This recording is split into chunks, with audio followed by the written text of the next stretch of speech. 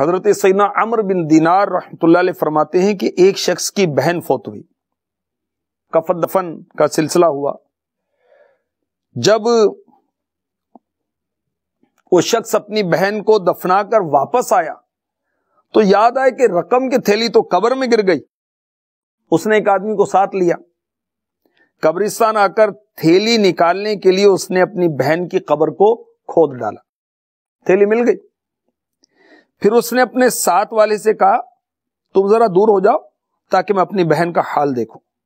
چنانچہ اس شخص نے ایک اینٹ ہٹائی تو قبر میں ایک دل ہلا دینے والا منظر تھا.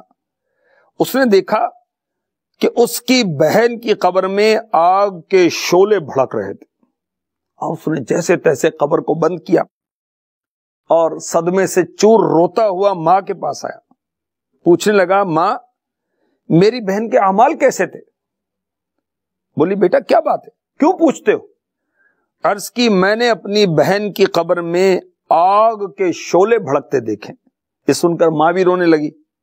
کہا افسوس بیٹا تیری بہن نماز میں سستی کرتی تھی، نماز قضا کر کے پڑھتی تھی، اور میرے خیال میں بے وضو بھی پڑھ لیتی تھی، اور پڑوسیوں کے آرام کے وقت ان کے دروازوں پر کان لگا کر ان کی راز کی باتیں سنتی تھی. استغفر اللہ استغفر اللہ استغفر اللہ.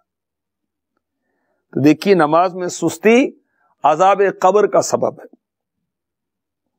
بے وضو نماز پڑھنا عذاب قبر کا سبب ہے، اور لوگوں کے راز کی باتیں سننا چپ چپ کے یہ عذاب قبر کا سبب ہے.